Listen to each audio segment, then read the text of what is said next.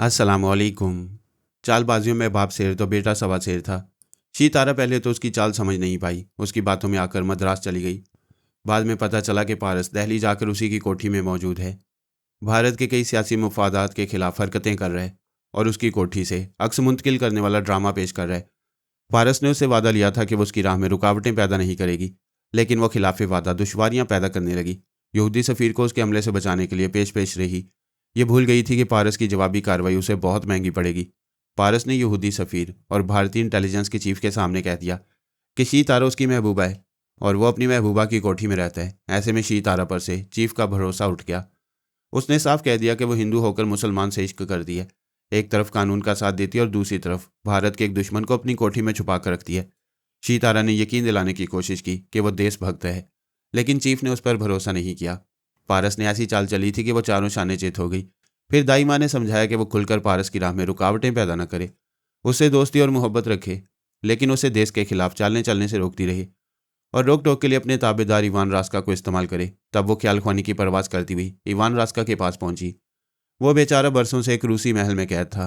वो बड़े ऐशो आराम की जिंदगी गुजारता था, लेकिन महल से बाहर तफरीह के लिए खुली फिजा में नहीं जा सकता था। शी तारा उसके दिमाग में आई तो उसकी सोच की लहरों को महसूस न कर सका, क्योंकि उसका ताबेदार था। पहले वो चुपचाप उसके ख्यालात पढ़ती रही। वह बहुत उदास था, मायूस था कि कभी महल की चार दीवारी से बाहर नहीं जा सकेगा। कैद में रहने का एक फ़ायदा ये हुआ कि उसने इतने बरसों में अंग्रेज़ी, फ्रांसीसी, रूसी, चीनी, अरबी, उर्दू और जापानी ज़ुबानें सीख लीं। इन ममालिक की टीवी प्रोग्राम देखकर वहाँ की तमाम ज़ुबानें समझ लिया करता था। उस रोज़ उसने एक पाकिस्तानी दस्तावेजी फ़िल्म देखी थी। इस फिल्म में एक हसीना नजर आई। उसे देखते ही दिल का अजब हाल हो गया। उसमें क्या बात थी ये समझ ना सका, मगर दिल उसकी तरफ खिंचा चला गया। उसने बड़ी तवज्जो से उसे देखा, उसकी दो चार बातें सुनी, फिर ख्याल ख्वानी की परवाज़ करते ही उसके पास पहुंच गया। उसे ऐसी खुशी हुई जैसे बनफ्से नफीस महबूबा के दर पर पहुंच गया हो। उसने फ़ौरन ही वीसीआर को टीवी से मुंसलिक किया और उस प्रोग्राम को रिकॉर्ड करने लगा। वो 1 घंटे की दस्तावेजी फिल्म में 15 मिनट तक नजर आई। इवान रास्का की वीडियो में 10 मिनट देखी जा सकती थी। उसका इतना ही जलवा काफ़ी था, बाकी तो वो खुद उसके अंदर हाजिर रहने लगा था। उसके ख्यालात ने बताया कि उसका नाम फरहान है। वो लाहौर के एक इलाके भगवानपुरा में रहती है। उसने 10वीं जमात पास की है, आगे पढ़ना चाहती है, मगर कुछ मजबूरियाँ हैं। एक तो यह कि वालिदैन उसके हुस्न और शबाब को देखकर परेशान होते थे, तन्हा बाहर नहीं जाने देते थे। भाई नंबरी बदमाश था, उसके खौफ से कोई बहन को मोहल्ले में नहीं छेड़ता था। लेकिन कॉलेज में पढ़ने के लिए मोहल्ले से बाहर जाना ज़रूरी था, इसलिए घर वाले आगे पढ़ने की इजाज़त नहीं दे रहे थे। बूढ़े बाप की महदूद कमाई से घर का चूल्हा जलता था। भाई शेरू दादागिरी से जो हासिल करता वो शराब और जुए में हार जाता। ईवान रास्का ने सोचा, बस इतने से मसाइल हैं, इसके लिए हसीन दोशीज़ा परेशान है। पिछले दिनों बाप बीमार था, अच्छी खासी रकम की ज़रूरत थी, तो उसने उस दस्तावेजी फिल्म में सीधा साधा रोल अदा किया था। अब वो सोच रहा था कि उसके काम आएगा, उससे बातें करेगा तो महल की बंद चार दीवारी में वक्त अच्छा गुजर जाया करेगा। लेकिन वो अपनी सोच पर अमल न कर सका। ऐसे वक्त शीतारा ने मुखातिब किया, हेलो रास्का, कैसे हो? वो ख्यालात से चौंक कर बोला, ओह तुम, मादाम तुम हो? हाँ, तुम किसी फरहाना नामी लड़की के ख्यालों में गुम हो। क्या इश्क हो गया है? क्या उसकी तलब है? नहीं मादाम, हवस हो तो तलब होती है। ये पहली लड़की है जिसे देखकर नीयत मैली नहीं हुई। इसे हासिल कर लेने का इरादा नहीं हुआ, बस एक अजीब सी कशिश है उसमें। जी चाहते उसे देखते रहो और बातें करने के बहाने उसकी रस भरी आवाज़ सुनते रहो। अच्छा, अब इसको मोहब्बत के चक्कर से निकल आओ। तुमसे एक ज़रूरी काम लेना चाहती हूँ। मैं हाजिर हूँ, काश मैं आज़ाद होता और तुम्हारे रूबरू हाजिर हो जाता। वो दिन जल्द आएगा, मैं तुम्हें यहाँ से रिहाई दिलाऊंगी। फ़िलहाल मैं चाहती हूँ तुम एक शख्स की निगरानी करो, उसके मुतल्लिक जो हदायत दूँ उस पर अमल करते रहो। वो शख्स कौन है, दुश्मन या दोस्त? क्योंकि औरतें अपने दोस्त या शौहर की निगरानी ज़रूर करती हैं या कराती हैं। काफ़ी समझदार हो। वो मेरा दोस्त भी है और दुश्मन भी। सिर्फ दुश्मन इसलिए नहीं कह सकती कि वो मेरा महबूब भी है। अजीब मोहब्बत है तुम्हारी, अजीब महबूब है तुम्हारा। उसका नाम क्या है? उसने मुझे छूकर सोना बना दिया है। उसका नाम पारस है। वो फरहाद अली तैमूर का बेटा है।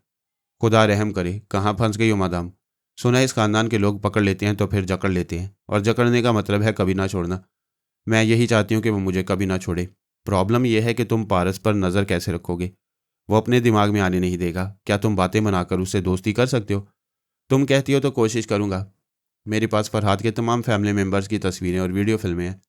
तस्वीर की आंखों में झांक कर उसके दिमाग में पहुंच सको तो बेहतर है, क्योंकि वो आवाज़ और लहजा बदलता रहता है। ये बताओ मादाम कि मुझे करना क्या है? वो मेरे भारत देश के खिलाफ सरगर्मी दिखा रहा है।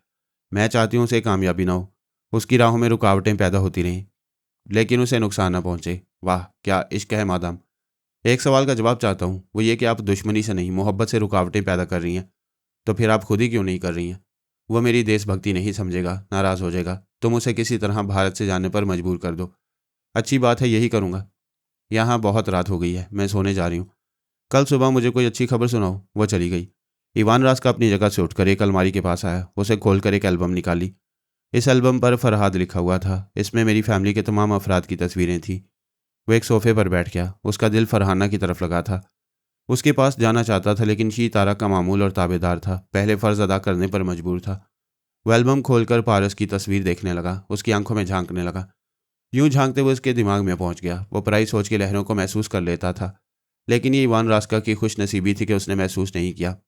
ये एक इत्तेफाक था कि रास्का ऐसे वक्त पारस के अंदर पहुंचा था जब नाग ने उसे डस लिया था और वो जहरीले नशे के बायस मदहोश हो रहा था। इवान रास्का उसके अंदर पहुंचकर वक्ती तौर पर भूल गया कि क्यों आया है।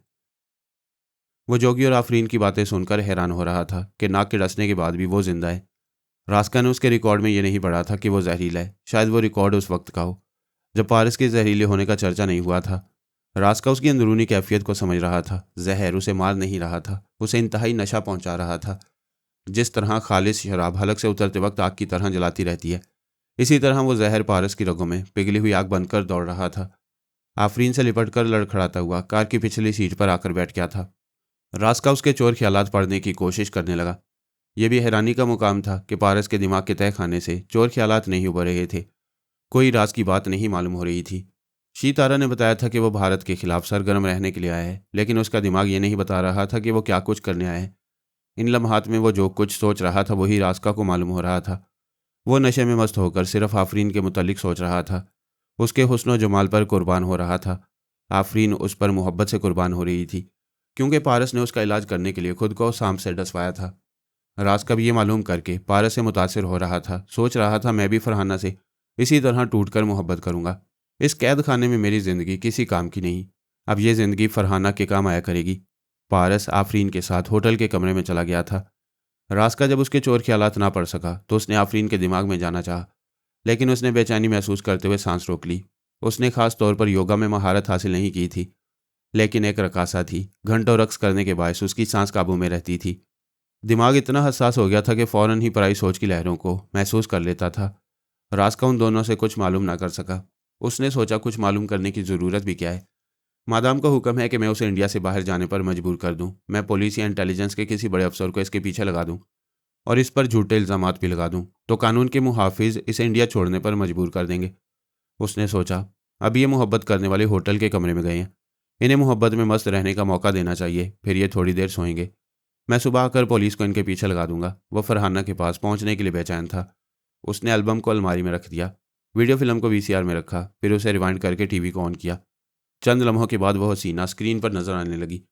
वह बेखुदी के आलम में उसे देखता रहा। जब स्क्रीन पर दस्तावेजी फिल्म के दूसरे मनाजिर दिखाई देने लगे तो उसने स्टॉप करके फिर फिल्म को रिवाइंड किया, फिर फरहाना का दीदार करने लगा।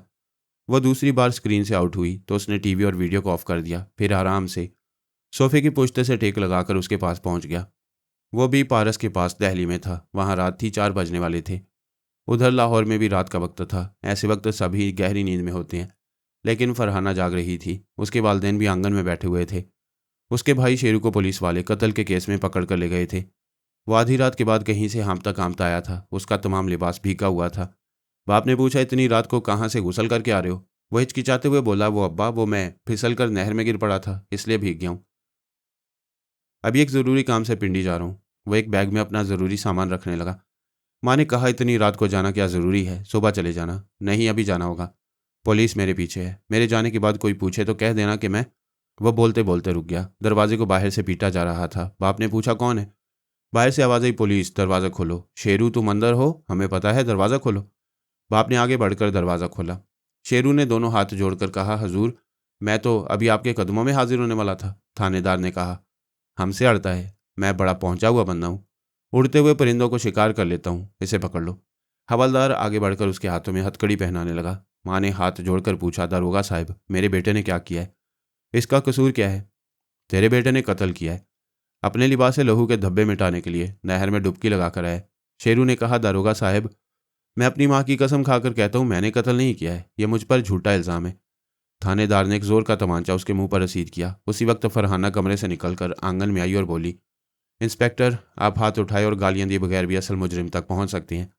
थानेदार उसे और मारना चाहता था, मगर फरहाना को देखते ही पलकें झपकाना भूल गया। वो बिलाशुबा इतनी हसीन और पुरकशिश थी कि 2 फिल्म प्रोड्यूसर उसे ऑफर दे चुके थे। ड्रामे स्टेज करने वाले उसके पास आते रहते थे। वह थानेदार ब्लाक का अय्याश था। उसने मूंछों पर ताव देते हुए कहा, भाई कमाल है, गुदड़ी में लाल है, अब तो जीना मुहाल है। वो बोली, मेरा भाई माँ की कसम खाकर कह रहा है कि इसने कत्ल नहीं किया है, आप कसम का एतबार करें। वो मूंछों का सिरा मोड़ते हुए मुस्कुराया और आस्तगी से बोला, तुम्हारी कसम इस दिल पर हाथ रखकर कहोगी तो एतबार आ जाएगा। आपकी गुफ्तगू का अंदाज मुनासिब नहीं है। अपने भाई के जुर्म को देखो तो मुनासिब लगेगा। यह सीधा फांसी के तख्ते पर चढ़ने वाला है। माँ छाती पीट कर रोने लगी। बाप थानेदार के कदमों में बैठकर गिड़गिड़ाने लगा। फरहाना ने कहा, अदालत सबूत के बगैर सजाए मौत नहीं देगी। यह तुम्हारा भाई आधी रात को गुसल करके नहीं, खून के धब्बे धोकर आ रहा है। यह एक मामूली सा सबूत है। हम इससे बड़े बड़े सबूत पैदा करना जानते हैं। समझ लो, जब तक मामला मेरे हाथ में है, ये महफूज है। फंदे से इसकी गर्दन मैं ही छुड़ा सकता हूँ, और अगर यह मामला अदालत तक गया तो फिर अपने भाई का कफन अभी से खरीद कर रख लो। माँ ने तड़प कर कहा, नहीं मेरे बेटे के लिए ऐसी बात जुबान पर ना लाओ। तुम बड़े अफसर हो, इख्तियार वाले हो। मेरे बच्चे को छोड़ दो, खुदा तुम्हें तरक्की देगा। मौला तुम्हारा घर दौलत से भर देगा। उसने हवलदार से कहा, इसे ले जाकर हवालात में बंद करो, मैं अभी आ रहा हूँ। हवलदार और सिपाही शेरू को वहां से ले गए। माँ रो रही थी। थानेदार ने कहा, यह सच है कि शेरू ने कत्ल किया है। हमारे पास सबूत और गवाह मौजूद हैं। इसे सजा लाजमी होगी, उम्र कैद या सजाए मौत। लेकिन मैंने घाट घाट का पानी पिया है। बेगुनाह को मुजरिम और मुजरिम को बेगुनाह साबित करना जानता हूँ। बाप ने उसके पैरों को पकड़कर कहा, हम आपका एहसान जिंदगी भर नहीं भूलेंगे। आप शेरू को इल्ज़ाम से बरी करा दें। हमारे पास नकदी नहीं है। ये मकान बेचकर जो रकम मिलेगी आपके कदमों में रख देंगे।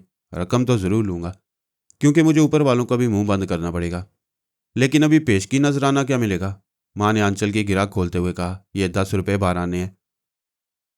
सुबह नाश्ते के लिए रखे थे, आप ले जाएं। वो हंसते हुए बोला, 10 रुपये 12 आने में बेटे की ज़िंदगी खरीद रही हो? बड़ी भोली हो। तुम्हारी इस बेटी का जवाब नहीं है। क्या खा के पैदा किया था? यूं लगता है आंगन में चांद उतरा है। फरहाना ने कहा, मेरे भाई की गर्दन फंसी हुई है, इसलिए ऐसी बेहुदा बातें कर रहे हो। गर्दन फंसी होती है तभी हम शेर होते हैं। मैं सीधी सी बात कहता हूँ, सिर्फ तुम ही भाई को सजाए मौत से बचा सकती हो, उसे घर वापस ला सकती हो। माँ ने परेशान होकर पहले थानेदार को और फिर बेटी को देखा। बाप की गर्दन शर्म से नहीं उठ रही थी। फरहाना की गोरी और गुलाबी रंगत गुस्से से सुर्ख हो रही थी, लेकिन वो गुस्सा दिखाकर थानेदार को दुश्मन नहीं बना सकती थी। वो फातिहाना अंदाज में चलता हुआ दरवाजे तक गया, फिर पलट कर बोला, थाने के पीछे मेरा एक कमरा है। अगर तुम सुबह से पहले अकेली आओगी तो वापसी में भाई को साथ ले जाओगी। वो पलट कर दरवाजे से बाहर चला गया। बाप जमीन पर गिरकर अपना सर फर्श पर मारने लगा, रोते हुए कहने लगा, ये पुलिस वाले फिरौन क्यों बन जाती हैं? क्या हमारी कोई इज्जत नहीं है? मैं बेटी की गाली कैसे बर्दाश्त करूं? कहाँ जाकर मर जाऊं? या मेरे मालिक, तू गरीब की बेटियों को जवान क्यों करता है? फरहाना ने फर्श पर बैठकर बाप को थामा और कहा, सर पटकने से थानेदार इंसान नहीं बन जाएगा। झूठे सबूत और झूठी गवाहियां खत्म नहीं होंगी। माँ की आंखों और बाप की आंसुओं से तब्दीली आती तो ये दुनिया बहुत पहले ही जन्नत बन चुकी होती। हमें इसी जहन्नुम में रहना है। चुप हो जाओ अब्बा। वो सब चुप ही थे। दिल ही दिल में थानेदार को गालियां दे रहे थे, लेकिन यह मसला अपनी जगह कायम था कि भाई को हवालात से कैसे वापस लाया जाए। ईवान रास्का ने उसके तमाम ख्यालात पढ़ने के बाद सरगोशी के अंदाज में उसे मुखातिब किया, फरहाना। फरहाना दीवार से टेक लगाए फर्श पर बैठी हुई थी। चौंक कर सोचने लगी, क्या अभी मैंने अपने अंदर अपना नाम सुना है? यूं जैसे किसी मर्द ने सरगोशी में मुझे पुकारा हो। फिर सरगोशी उभरी, हाँ मैं तुम्हें मुखातिब कर रहा हूँ, मैं तुम्हारा दोस्त हूँ। वह दीवार से लगी हुई थी अलग होकर सीधी बैठ गई। दोनों हाथों से सर थामकर घबराकर सोचने लगी, ये आवाज़ मेरे अंदर है। ये मेरे अंदर क्या हो रहा है? घबराओ नहीं, इस आवाज़ से न डरो। ये एक मददगार की आवाज़ है। मैं तुम्हारी तमाम मुसीबतें दूर करने आया हूँ। क्या तुम कोई रूह हो? मगर रूह तो बोलती नहीं। तुम मेरे अंदर कैसे बोल रहे हो? फरहाना, तुम एक तालबा हो, तुम्हें टेलीपैथी के मुतालिक कुछ तो मालूम होगा। उसने चौंक कर सोचा, फिर कहा, हाँ मैं घबराहट में भूल गई थी। तुम यकीनन टेलीपैथी के इल्म से बोल रहे हो। हाँ मैं ये इल्म जानता हूँ। मैंने तुम्हें एक दस्तावेजी फिल्म में देखा था और फ़ौरन ही उस फिल्म की एक वीडियो कॉपी बना ली। अब दिन रात टीवी स्क्रीन पर तुम्हें देखता रहता हूँ। मैं क्या कहूँ कि खुदा ने तुम्हें कैसा बनाया है। बार बार देखने के बाद भी तुम नहीं लगती हो। प्लीज़ खुदा के लिए मेरी ऐसी तारीफ़ें न करो। यह सच है कि औरत अपनी तारीफ़ से खुश होती है, लेकिन मुझ पर मुसाइब के पहाड़ टूट रहे हैं। ऐसे में अपनी तारीफ़ ज़हर लग रही है।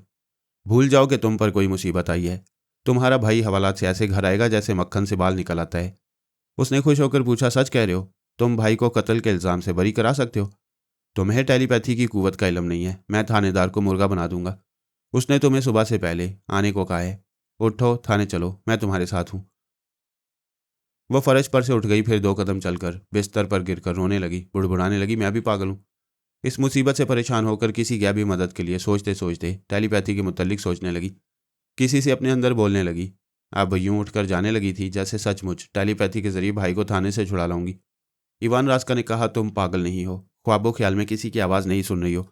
मैं सचमुच बोल रहा हूँ। तुम्हें टेलीपैथी का सहारा मिल चुका है। आंसू पहुँचो, पूरे होशो हवास के साथ मुझे महसूस करो। वह बिस्तर पर औंधी पड़ी, इवान रास्का की बातें सुन रही थी। फिर बैठकर आंसू पहुँचते हुए बोली, हाँ मुझे यकीन आ रहा है। मैंने 2 या 3 बरस पहले टेलीपैथी के मुतल्लिक एक रसाले में पढ़ा था। तुम बिल्कुल उसी तरह मेरे दिमाग के अंदर आकर बोल रहे हो। क्या वाकई तुम मेरी मदद करोगे? हाँ, मैं तुम्हारा दोस्त हूँ।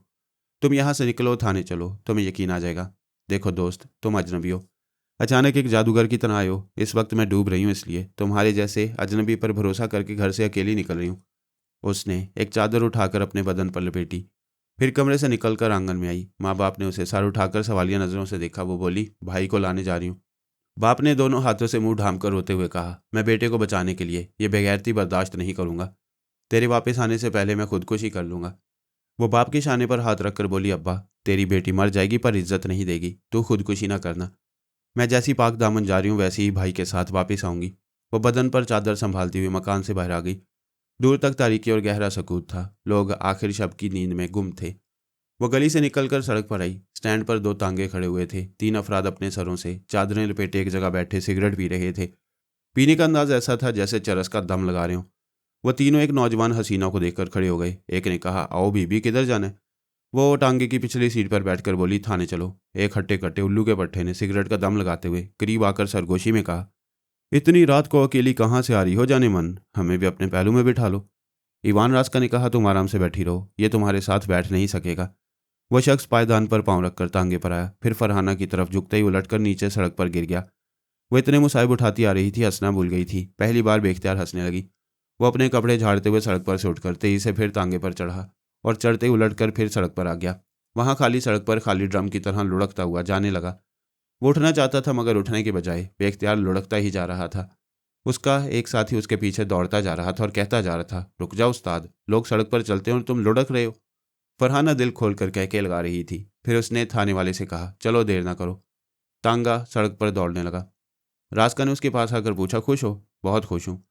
ऐसा लगता है मुझ कमज़ोर लड़की को बहुत बड़ी ताकत मिल गई है। अब कोई मुझे हाथ लगाने की जरूरत नहीं कर सकेगा। मुझे बताओ, क्या थानेदार के साथ भी ऐसे ही सलूक करोगे? मेरी जान, इत्मीनान रखो और आगे आगे देखो होता है क्या। ओह, मैं तो भूल गई, अम्मी से पैसे नहीं लिए। तांगे का किराया कैसे दूंगी? फिक्र न करो, वापसी में तुम्हारे पास नोट ही नोट होंगे। आज से दुनिया की हर तिजोरी तुम्हारे लिए खुली रहेगी। वो थाने के सामने उतरकर तांगे वाले से बोली, इंतज़ार करो, मैं वापस जाऊंगी। एक आध घंटे में सुबह होने वाली थी। अभी अंधेरा था। थाने के बरामदे में एक सिपाही स्टूल पर बैठा ऊँघ रहा था। फरहाना ने पास आकर आवाज़ दी तो वो नींद से हड़बड़ाकर जागते हुए स्टूल पर से गिर पड़ा। फिर जल्दी से उठते हुए बोला, कौन है तुम कौन हो? मैं शेरू की बहन हूँ। जाओ थानेदार को बुलाकर यहाँ लाओ। थानेदार तुम्हारे बाप का नौकर नहीं है। रास्का ने फरहाना के हाथ को हरकत दी। वो उसे जोरदार तमांचा मारकर बोली, आइंदा मेरे बाप का नाम ना लेना। जा और अपने थानेदार बाप को बुला कर ला। रास्का ने सिपाही को थाने के पिछले हिस्से की तरफ दौड़ा दिया। पीछे क्वार्टर में वो सो रहा था। सिपाही ने जाते ही उसे लात मारी। वो भी हड़बड़ा कर उठा। सिपाही ने उसे दूसरी लात मारकर पूछा, गधे के बच्चे, नाइट ड्यूटी के वक्त क्यों सो रहा है? क्या हराम की तनख्वाह लेता है? थानेदार गुस्से से बिफर कर बोला, जलील कुत्ते, तूने मुझे लात मारी है, मैं तुझे मार डालूंगा। रास्का ने उसके अंदर पहुंचकर उसे मारपीट से बाज रखा। थानेदार वर्दी पहनने लगा और रास्का उसके ख्यालात पढ़ने लगा। पता चला इस बार कौमी असम्बली के लिए एक जागीरदार मुकद्दर अली इलेक्शन लड़ने वाले हैं। मुकद्दर अली की कुछ कमजोरियां और कुछ सियासी जुराइम के दस्तावेजी सबूत एक शख्स के पास थे। अगर वह दस्तावेज मंजरेआम पर आ जाती तो मुकद्दर अली का सियासी कैरियर ख़त्म हो जाता और वह लंबी मुद्दत के लिए जेल चला जाता। मुकद्दर अली के एक दस्ते रास्त ने उस शख्स को कत्ल करने और उससे दस्तावेज हासिल करने के लिए किराए के कातिल तूबा शाह से सौदा किया और उसे 50,000 दिए। तूबा शाह ने शेरू और शीदे को 2-2 हज़ार दिए ताकि वारदात के वक्त उसके साथ रहें। वारदात हो गई। तूबा शाह ने उस शख्स को कत्ल किया। उसकी अलमारी तोड़कर तमाम दस्तावेजात निकाली। फिर कहा, शेरू, मैं ये कागजात ले जा रहा हूँ, तुम और शीदे होशियारी से जाओ। तुम दोनों के कपड़ों पर खून के धब्बे हैं। अगर पकड़े गए तो मैं तुम दोनों को बयान देने से पहले ही ख़त्म कर दूंगा। तूबा ने वो दस्तावेजात ले जाकर मुकद्दर अली को दी। थानेदार उस सियासतदान का चमचा था। उसने इस वारदात के सिलसिले में सहूलतें पैदा की थीं। सियासतदान मुकद्दर अली ने उसे 10,000 रुपये दिए थे। 5,000 उसने तूबा शाह से वसूल किए थे। अब उसने शेरू और शीदे से भी कुछ वसूल करने के लिए दोनों को हवालात में बंद कर दिया था। इवान रास्का ने उसके ख्यालात पढ़ने के बाद वो 15,000 उसकी वर्दी की जेबों में रखवाए, फिर उसे फरहाना के सामने ले आया। वो एक कुर्सी पर बैठी हुई थी, उसे देखकर बोली, तूने मुझे सुबह से पहले यहाँ आने को कहा था, ले मैं आ गई, मेरे भाई को छोड़ दे। वो हंसते हुए बोला, पहले तुम्हारे खूबसूरत बदन से टैक्स वसूल करूंगा, फिर उसे छोड़ दूंगा। तू बहुत बड़ी कुर्सी पर बैठा है, तेरे पास इतनी ताकत है कि तू हम जैसों को पाँव की जूती बनाकर पहनता है। क्या तेरे अंदर सिर्फ शैतान है, थोड़ा सा भी इंसान नहीं है? बकवास मत कर और मेरे साथ कमरे में चल। वो उठकर खड़ी हो गई, उसके रूबरू आई, फिर एक जोरदार तमंचा रसीद करते हुए बोली, तूने माँ का दूध पिया है तो मेरा हाथ पकड़ के दिखा। उसने जवाबी हमला करने के लिए हाथ उठाना चाहा, मगर ना उठा सका। दूसरा हाथ भी कोशिश के बावजूद जरा सी जुम्बिश नहीं कर रहा था। वह बोली, चंद घंटे पहले मेरे भी हाथ पांव तेरी तरह कमजोर हो गए थे, तुझ पर नहीं उठ रहे थे, हम पर खौफ तारी था, तुझे गालियां देने की हिम्मत नहीं कर रहे थे। अब तो मैं तेरे मुंह पर थूक सकती हूँ। उसने आँख थू कहकर उसके मुंह पर थूक दिया। वो गुस्से से लरस गया, मगर अपनी जगह से हिल ना सका। गुस्से के बरक्स बेख्तियार कहने लगा, तुमने मुझ पर थूक कर मेरा दिल खुश कर दिया है। इस खुशी में तुम्हें ये 15,000 रुपये दे रहा हूँ। उसने दो जेबों से बड़े बड़े नोट निकालकर उसे पेश किए। वो लेना नहीं चाहती थी। वो बोला, ले लो, ये रिश्वत के रुपए हैं। हम ऐसी रिश्वतें लेकर कानून का चेहरा बिगाड़ते हैं। तुम इन्हें वापस लेकर कानून की हुक्मरानी कायम करो। फरहाना ने वो नोट लेकर चादर में छुपा लिए, फिर उसे हुक्म दिया, हवालात का दरवाज़ा खोलो। वो चाबियां लेकर थाने के दूसरे हिस्से में जाने लगा। फरहाना उसके पीछे थी। शेरू ने बहन को देखकर पूछा, तू तू यहाँ क्यों आई है? थानेदार ताला खोल रहा था। वो बोली, तुझ में ज़रा भी शर्म और गैरत है तो डूब मर। तेरी बहन हुस्न शबाब की रिश्वत देकर तुझे रिहाई दिलाने आई है।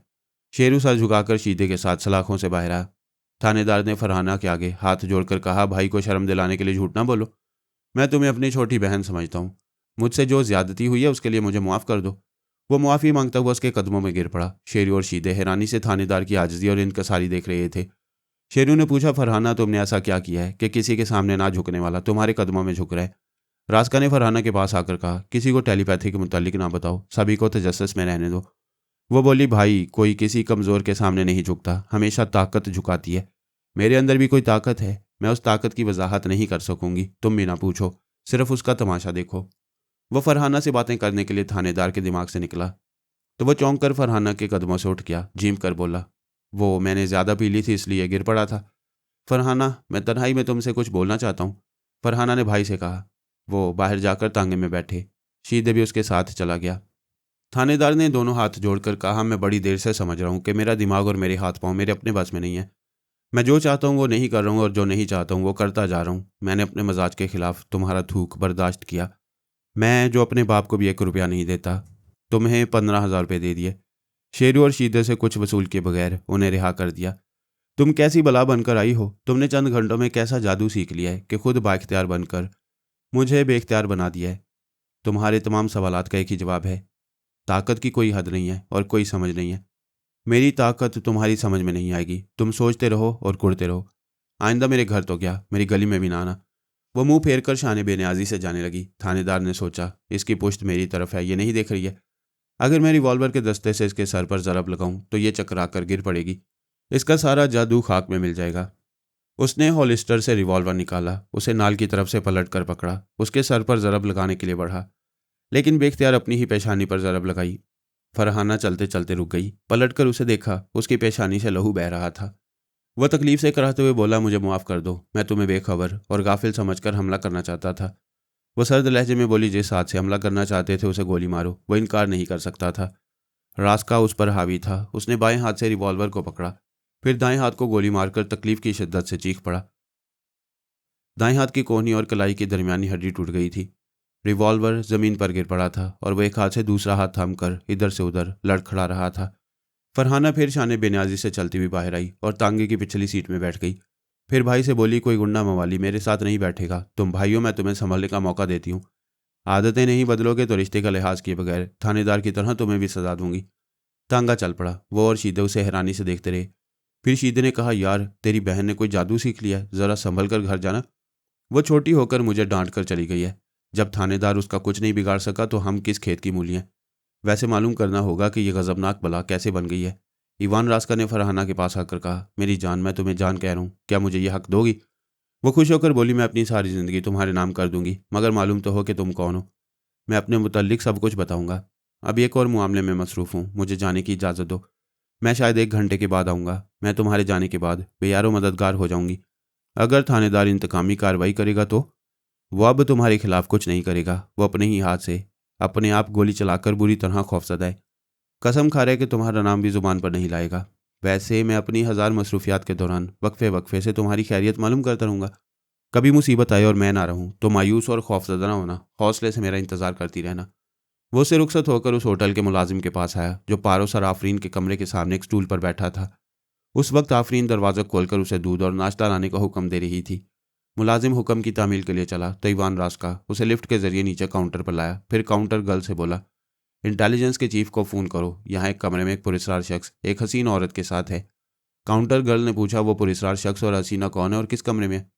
तुम पुलिस वाली बनकर ऐसे सवाल न करो, जिसका काम है उसे करने दो, चीफ को फ़ोन करो। वो बोली, उसे फ़ोन करने की ज़रूरत नहीं है। वो खुद सुबह सवेरे यहाँ दम गए मुझसे पूछ रहा था इस होटल में मुसलमान मुसाफिर कितने हैं। रास्का मुलाजिम के दिमाग से निकला है। मुलाजिम चौंक कर सर खुजाते हुए सोचने लगा, मैं नाश्ता लाने चला था, इधर क्यों आ गया? वो तेज़ी से किचन की तरफ चला गया। रास्का काउंटर गर्ल के अंदर आया। उसकी सोच ने बताया कि चीफ होटल के मैनेजर के कमरे में बैठा है। उसने इंटरकॉम के जरिए रब्ता करना चाहा। उसी वक्त चीफ आता हुआ दिखाई दिया। लड़की ने उसे मुखातिब किया, सर, एक मुलाजिम कह रहा था कि कमरा नंबर 407 में एक पुरस्कार शख्स है। वो बोला, रजिस्टर देखकर उसका नाम बताओ। लड़की ने रजिस्टर देखा, फिर कहा, उसका नाम प्रेम कुमार है और वो बम्बई से आया है। चीफ ने खुशी से काउंटर पर हाथ मारकर कहा, हियर ही इज। मुझे इसी मुजरिम की तलाश थी। वो तेजी से चलता हुआ लिफ्ट के पास आया, फिर लिफ्ट के जरिए चौथी मंजिल पर पहुंचा। वहां पहुंचकर ख्याल आया कि वो तन्हा है और मुजरिम जबरदस्त। अगर उसने जवाबी हमला किया तो? यह सोचकर उसने जेब से रिवॉल्वर निकाल लिया। वो पिछली रात पारस को मुंतकिल होने वाले अक्स के जरिए देख चुका था। यह भी मालूम हुआ था कि शी तारा उसकी दीवानी है। इस बात पर उसने शी तारा को देश दुश्मन कहा तो उसने उसके दिमाग में जल्जला पैदा किया। चीफ को अभी तक वो दिमागी तकलीफ याद थी। वो बड़ी देर तक सफ़ीर के कमरे में दर्द से तड़पता रहा। फिर उसने अपने बड़ों से रब्ता करके ये कह दिया था कि एक ख्यालख्वानी करने वाली खुद को देश भगत कहकर धोखा दे रही है और देश के खिलाफ एक मुसलमान की मदद कर रही है। यहूदी सफ़ीर ने इस बयान की तायद की थी। इंटेलिजेंस का चीफ 5 बजे सुबह तक अपने मातहत सुराग रसानों को हदायत देता रहा। उसने उन्हें पारस का उलिया बताया और कहा, वो शी तारक की कोठी में छुपा हुआ है, लेकिन हमें बताने के बाद कोठी में नहीं रहेगा। उसे किसी होटल में तलाश करो। जल्जले के बाद उसके सर में ऐसी तकलीफ पैदा हुई थी कि रह रहकर टीसें उठती थीं। वो होटल में आकर मैनेजर के दफ्तरी कमरे में बैठकर शराब पीता रहा। अब काउंटर गर्ल की रिपोर्ट सुनते ही लिफ्ट के जरिए पारस के कमरे के सामने पहुंच गया। ईवान रास्का ने उसके जरिए दरवाजे पर दस्तक दी। अंदर से आफरीन ने पूछा, कौन? उसने बड़े रौब से कहा, पुलिस। अंदर खामोशी छा गई। वो दरवाजे को पीटकर गरजदार आवाज में बोला, मैं इंडियन इंटेलिजेंस का चीफ, हुक्म दे रहा हूँ, दरवाज़ा खोलो। फरार का कोई रास्ता नहीं। You Paras, son of Farhad Ali Taimur, you are under arrest. बंद दरवाजे के पीछे कमरे के अंदर आफरीन परेशान हो गई। उसने सर घुमाकर बिस्तर की तरफ देखा। वहां पारस गहरी नींद में था। वो नहीं चाहती थी कि इसकी नींद में खलल पड़े। कोई और होता तो उसे टाल देती, मगर वहां तो पुलिस का मामला था और पुलिस टालने वाली नहीं थी। वह दरवाजे के करीब आकर धीमी आवाज में बोली, आपको गलत फहमी हुई है, यहाँ कोई पारस नाम का आदमी नहीं है। मेरे पति सो रहे हैं, प्लीज़ शोर ना मचाएं। वो बोला, अगर यहाँ मुजरिम नहीं है तो कोई बात नहीं, हम अपनी तसल्ली करेंगे, दरवाज़ा खोलो। वो फिक्रमंदी से सोचने लगी, फिर एक कुर्सी उठाकर दरवाजे के पास ले आई। उस पर चढ़कर उसने रोशनदान से झांक कर देखा। वहां पुलिस नजर नहीं आ रही थी। सिर्फ एक शख्स सादे लिबास में एक रिवॉल्वर लिए खड़ा था। वो जानती थी कि इंटेलिजेंस वाले सादा लिबास में रहते हैं। फिर भी उसने पूछा, तुम कौन हो? चीफ नशे में झूम रहा था। सवाल सुनकर इधर उधर देखने लगा। वो बोली, मैं ऊपर से बोल रही हूँ, तुम्हारे सर पर हूँ। वो दोनों हाथों से सर थाम कर बोला, ओह तुम फिर धोखा देने के लिए मेरे दिमाग में आई हो, चली जाओ। तुम देश भगत नहीं हो, एक मुसलमान से इश्क करती हो, चली जाओ। उसके दिमाग में ईमान रास्का था। उसने कहा, अजीब गधा चीफ है, मुझे औरत समझ रहा है। अबे मैं मर्द हूँ। वो बोला, पहले तुम देश भगत बनकर धोखा दे रही थी, अब मर्द बनकर धोखा दे रही हो। मैं फ्रेम में नहीं आऊँगा। तुमने इतनी शराब क्यों पी है? अब तुम्हें कैसे समझाऊं कि मैं ही तुम्हें इस कमरे के सामने लाया हूँ और मैं औरत नहीं हूँ? आफरीन ने रोशनदान से कहा, ए शराबी, ये तू मर्द औरत की क्या बातें कर रहा है? क्या मेरी आवाज़ तुझे मर्द जैसी लग रही है? चीफ ने फिर अपने सर को थाम कर कहा, देखो देखो, तुम फिर मर्द की आवाज़ छोड़कर औरत की आवाज़ में बोल रही हो। ईवान रास्का ने कहा, लानत है तुम पर। अरे ऊपर रोशनदान को देखो, तुम्हारी बहन बोल रही है, वो उधर है, मैं इधर हूँ। वो सर उठाकर रोशनदान की तरफ देखते हुए तवाज़न कायम न रख सका, लड़खड़ा कर गिर पड़ा। रिवॉल्वर हाथ से छूटकर दूर फर्श पर चला गया। आफरीन ये देखते ही फौरन कुर्सी से उतर गई। उसे एक तरफ हटाकर दरवाज़ा खोलते ही लपक कर रिवॉल्वर के पास गई। फिर उसे उठाकर बोली, खबरदार मुंह से आवाज़ ना निकालना, वरना गोली मार दूंगी। अंदर कमरे में चलो। वो उठकर खड़ा हो गया, लड़खड़ाता हुआ कमरे में आया। आफरीन ने दरवाजे को अंदर से बंद कर लिया। फिर धीमी आवाज़ में कहा, मेरा पति थका हुआ है, इसे आराम से सोने दो। अगर तुम्हारी वजह से उठेगा तो मैं तुम्हें जिंदा नहीं छोड़ूंगी। रास्का ने कहा, मैं एक टेलीपैथी जानने वाला इससे शराबी अफसर के अंदर हूँ। अगर मैं तुम दोनों को जेल पहुंचाना चाहूँ तो दूसरे पुलिस अफसरान और सिपाहियों को यहाँ बुला सकता हूँ। वो बोली, बुलाने से पहले याद रखना मेरे हाथ में रिवॉल्वर है। इस अफसर के साथ दूसरे अफसरों को भी खत्म कर दूंगी। मैं जानता हूँ तुम पारस के लिए हजारों कत्ल करोगी, क्योंकि उसने तुम्हारी खातिर खुद को सांप से डसवाया है। तुम्हें कैंसर के मुंह मर से निजात दिलाने के लिए अपनी जिंदगी दांव पर लगाई थी। मैं तुम दोनों। उसकी बात अधूरी रही। पारस ने करवट बदलते हुए पूछा, कौन है? वो जल्दी से करीब आकर बोली, कोई नहीं है, तुम आराम से सोते रहो। वो उठकर बैठ गया। आफरीन के हाथ में रिवॉल्वर देखकर बोला, कमाल है, क्या तुमने अफसर से रिवॉल्वर छीन लिया? वो बोली, ये नशे में है, लेकिन इसके अंदर एक ख्याल ख्वानी करने वाला है। उस कम वक्त के बोलने से तुम्हारी आंख खुल गई। रास्का ने कहा, अच्छा है, आंख खुल गई, मुझे पारस से बातें करने दो। तुम एक अफसर को पकड़कर क्या करोगी? रिवॉल्वर की 6 गोलियां खत्म होने के बाद पारस को कैसे बचाओगी? मिस्टर पारस, मैं दुश्मनी कर रहा हूं मगर तुम्हारा दोस्त हूं। पारस ने कहा, यह कैसी दोस्ती का दावा है कि दुश्मनी भी कर रहे हो? बिल्कुल उसी तरह जैसे मादाम तुमसे मोहब्बत भी करती और देश की खातिर थोड़ी दुश्मनी भी। अच्छा, अब समझा, तुम ईवान रास्का हो? जी हाँ, तुमने खूब समझा। भाई तुम बड़े खुश नसीब हो। तुम्हें मादाम भी दिलो जान से चाहती हैं और ये आफरीन भी तुम्हारे लिए पुलिस वालों से लड़ पड़ती है। पहले अपनी मादाम की बातें करो। क्या उसने तुम्हें निगरानी पर मामूर किया है? जी हाँ, ताकीद की है कि तुम्हें कोई नुकसान ना पहुंचे और तुम यहाँ से परेशान होकर दूसरे मुल्क चले जाओ। अच्छा, तो तुम इस चीफ के जरिए मुझे परेशान करने आए हो? तुम्हारा ख्याल है पुलिस वालों के जरिए रुकावटें पैदा करते रहोगे तो मैं ये देश छोड़कर चला जाऊंगा? मैं तो नहीं समझता कि फरहाद का बेटा ऐसी परेशानियों से भाग जाएगा। मादाम को भी ऐसा नहीं समझना चाहिए। वैसे मेरी अकल कहती है कि बात कुछ और है। ज़रा मुझे भी बताओ, तुम्हारी अकल क्या कहती है? ये कि मेरे ज़रिए वो तुम्हारी मसरूफियात का इल्म रखना चाहती हैं। ये जानती है कि तुम मजबूत इरादे के मालिक हो, जो सोच कर आए हो वो करके जाओगे, लेकिन अपने ये मामलात मादाम से छुपाते रहोगे और खुद छुपते रहोगे। वो मोहब्बत करने वाली तुम्हें अपनी नज़रों में रखना चाहती है। ऐसा मैं नहीं चाहता। आइंदा मैं तुम्हें भी अपने करीब नहीं आने दूंगा। मैं दोस्त बनकर तुमसे रब्ता करना चाहता हूँ। तुम उसके मामूल और ताबेदार हो, मेरे दोस्त से ज़्यादा उसके वफादार होगे। दोस्ती तुम्हारे इख्तियार में नहीं रहेगी। सच कहते हो, लेकिन मैं तुम्हें बहुत चाहता हूँ। तुमने आफरीन की खातिर खुद को नाक से डसवा कर मेरे अंदर मोहब्बत की आग भड़का दी है। मैं एक लड़की से मोहब्बत करता हूँ, तुम्हारी तरह कुर्बान हो जाने वाली मोहब्बत करता हूँ। उसकी कसम खाकर कहता हूँ, तुमसे कभी धोखा नहीं करूँगा। क्या तुम मेरे जज्बों को समझते हुए मुझे तनवीमी अमल के शहर से निकाल सकते हो? मैं चाहूँ तो तुम्हें उस रूसी महल की कैद से भी निकाल लूँ, लेकिन हम अपने बुजुर्ग जनाब तबरेज़ी साहब की हदायत पर अमल करते हैं। तुम उनसे रुजू करो, अल्लाह ने चाहा तो तुम्हें जिस्मानी और दिमागी दोनों कैद से रिहाई मिल जाएगी। मैं ज़रूर उनसे रुजू करूँगा। फ़िलहाल मशवरा दो, तुम्हारे सिलसिले में मादाम से क्या कहूँ? सीधी सी बात कह दो। मैं तुम्हारी सोच की लहरों को अपने अंदर आने नहीं देता हूँ और तुम ख्याल ख्वानी के बगैर मेरा सुराग नहीं लगा पाओगे। मैं यहाँ से जा रहा हूँ। तुम इस शराबी अफसर को यहाँ सुला दो। फ़ोन की घंटी बजने लगी। पारस ने रिसीवर उठाकर पूछा, हेलो सर, मैं होमर बोल रहा हूँ। कल रात मैंने होटल के एक मुलाजिम को आपकी खिदमत के लिए दरवाजे पर बिठाया था। उसने अभी फ़ोन पर बताया कि आप नींद से बेदार हो गए हैं। मेरे लायक कोई खिदमत? मेरे और आफरीन के लिए लिबास और गाड़ी ले आओ। नीचे इंतज़ार करो, मैं बुला लूँगा। वो रिसीवर रखकर बोला, राज का प्रोग्राम बदल गया। इस अफसर को यहाँ से ले जाओ, हम बाद में जाएंगे। वो इंटेलिजेंस का चीफ वहाँ से उठकर चला गया। उसके साथ ईवान राज का भी चला गया। पारस दरवाजे को अंदर से बंद करके आफरीन के पास आया, फिर उसे दोनों बाजू में उठा लिया। कमरे में रेडियो रिकॉर्डर से मौसीकी ऑन होकर गूंजने लगी। पारस की बातें और आफरीन की मुतरन्नम हंसी वहाँ की महदूद फिजा में गूंजने लगी। ज़रा देर बाद आफरीन दोबारा बेहोश हो गई थी। उसने रिसीवर उठाकर काउंटर गर्ल से रब्ता किया, फिर कहा, मेरा एक मुलाकाती मिस्टर होमर वहाँ है, उन्हें भेज दो। वह रिसीवर रखकर एक कागज़ पर ज़रूरी दवाओं के नाम लिखने लगा। फिर दरवाजे पर दस्तक हुई। उसने दरवाज़ा खोला। होमर ने एक बैग उसे देते हुए कहा, इसमें लिबास के अलावा शेविंग का और मेकअप का भी सामान है। मैंने सोचा कल रात आपका अक्स देखा गया है, शायद आप चेहरा बदलना चाहेंगे। वो बैग लेकर बोला, शाबाश होमर, तुम बहुत समझदार हो। ये पर्ची लो और अभी दवाएं ले आओ। वो पर्ची लेकर चला गया। पारस शेव करने लगा। आफरीन के दूसरी बार बेहोश होने से ये अच्छी तरह समझ में आ गया था कि वो एबनॉर्मल हो गया है। नाक के जहर का तोड़ करने के लिए सिर्फ उसे ही नहीं, आफरीन को भी दवाओं की ज़रूरत है। इस बार बेहोशी का वक्फा कम रहा। आधे घंटे में ही उसने आंखें खोल दी। पारस ने करीब आकर कहा, मैं तुम पर जुल्म कर रहा हूँ। वो बड़ी कमज़ोरी से मुस्कुराकर बोली, मरीज़ का इलाज करने के लिए डॉक्टर को कभी कभी जालिम बनना पड़ता है। अल्लाह करे मैं तुम्हारी खिदमत के लिए ज़िंदा रहूँ। मैं एक खाना बदोश हूँ, मेरे मुतल्लिक ज़्यादा न सोचो। हम अचानक मिले हैं, अचानक बिछड़ भी सकते हैं। यानी मैं फिर बेयारो मददगार हो जाऊंगी। मुझे फिर मोहताजी और मजबूरी से ज़िंदगी गुजारनी होगी। ऐसा नहीं होगा।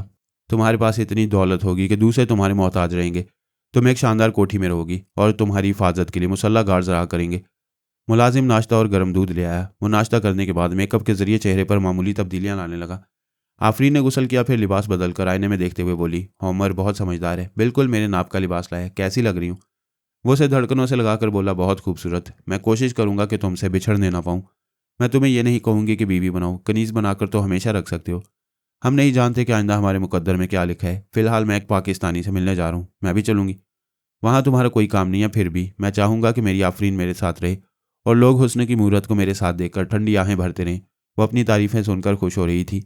दुनिया की हर औरत अपनी तारीफ़ें सुनकर खुश होती है और आफरीन का हुस्न और जमाल सही मायनों में मुस्तहिक था कि इस अदाओं भरी हसीना पर खूब खूब शायरी की जाए। वो होटल से बाहर आकर कार में बैठ गए। होमर ने कार आगे बढ़ाई। पारस ने कहा, मलिक बशीर के पास चलो। होमर ने ड्राइव करते हुए कहा, रॉजर उसके बंगले की निगरानी कर रहा है। उसकी रिपोर्ट के मुताबिक बंगले में मलिक बशीर के अलावा एक मुसल्ला गार्ड और एक घरेलू मुलाजिम है। वहां पहुंचते ही रॉजर को बुलाकर मुसल्ला गार्ड को खामोशी से ठिकाने लगा दो, मुलाजिम को किसी कमरे में बंद कर दो। इस दौरान किसी की आवाज़ बंगले से बाहर ना जाए। All right sir. रिपोर्ट के मुताबिक एक सियासी एजेंट धर्मराज उससे मुलाकात के लिए आ रहा है। हमारे आदमी ने उसका रास्ता रोक दिया। अब आप धर्मराज हैं। कार बंगले के गेट पर पहुंच गई। दरबान को मालूम था कि धर्मराज मुलाकात के लिए आ रहा है। उसने गेट खोल दिया। कार पोर्च में आकर रुक गई। वो तीनों कार से बाहर आए। मुसल्ला गार्ड ने बंगले का दरवाज़ा खोलकर उसका स्वागत किया। उन्हें अंदर ड्राइंग रूम में ले आया, फिर कहा, आप यहाँ बैठें, मलिक साहब आ रहे हैं। वो चला गया। ड्राइंग रूम कीमती सामान आराइश से सजा हुआ था। पारस ने ज़ेरे लब कहा, आफरीन, हम पाकिस्तानियों की इज्जत करते हैं। मेरे पापा पैदाशी पाकिस्तानी है, लेकिन इस मुल्क में हरामखोरों की कमी नहीं है। अभी हम एक ऐसे ही बात अधूरी रह गई। वो हरामखोर ड्राइंग रूम में दाखिल हुआ। दोनों हाथ जोड़कर नमस्ते बोला। पारस ने कहा, नमस्ते, वैसे आप मुसलमान होकर नमस्ते कह रहे हैं, आपको किसी हिंदू से मिलकर आदाब कहना चाहिए। धर्म जी, कोई फ़र्क नहीं पड़ता, हिंदू मुसलमान भाई भाई हैं। हम वीडियो पर हिंदुस्तानी फिल्में देखते हैं। आप लोगों के रस्म और रिवाज और आपकी तहजीब हमें बहुत अच्छी लगती है। वो सामने सोफे पर बैठते हुए बोला। पारस ने कहा, मुझे तो मुसलमानों की तहजीब बिल्कुल अच्छी नहीं लगती। अगर मैं ये कहूँ कि पाकिस्तानी बेहुदा होते हैं तो क्या आप बुरा मान जाएंगे? वो दांत निकाल कर हंसते हुए बोला, अच्छे बुरे तो हर जगह होते हैं, हाँ, मगर हमारे मुल्क में कुछ से ज़्यादा हैं। वैसे हमें काम की बातें करनी चाहिए। आप बताएं, क्या कहना चाहती हैं? मलिक बशीर ने कहा, मैं यहूदी सफ़ीर से मुलाकात कर चुका हूँ और मैंने अपनी पार्टी लीडर का पैगाम उन्हें दे दिया है। हम भी तो सुने, पैगाम क्या है? यही कि अमेरिका से हमारे मामला तय हो गए हैं। पारस ने कनखियों से देखा। होमर ने सिग्नल देकर ड्राइंग रूम के दरवाजे को बंद कर दिया था। मलिक बशीर ने कहा, मैं भारत के साथ ये तहरीरी मुआहदा करने आया हूँ कि हमारी हुकूमत पाकिस्तान में एटम बॉम्ब नहीं बनाएगी। मैं ये मुआहदा यहाँ से स्विट्ज़रलैंड ले जाऊँगा। वहाँ इस पर हमारे पार्टी लीडर के दस्तखत हो जाएंगे। पारस ने पूछा, अल्लामा इकबाल ने जो एक खुददार शाहीन के हवाले से पाकिस्तान का ख्वाब देखा था, वो दुरुस्त था या तुम लोगों की मौजूदा सियासत दुरुस्त है? वो हिचकिचाते हुए बोला, धर्म जी, आपसे क्या छुपा है? हम इकबाल और जनाह को कब मानते हैं? उन्होंने पाकिस्तान बनाया, हिंदुओं का दिल दुखाया। हम हिंदुओं को गले से लगा रहे हैं। हम आप लोगों को दोस्त बनाकर ही पाकिस्तान में हिंदू दोस्त हुकूमत कायम कर सकते हैं। तुम क्या समझकर अमेरिका, इसराइल और भारत से ऐसे मुआहदे कर रहे हो? क्या पाकिस्तान तुम्हारे बाप का है?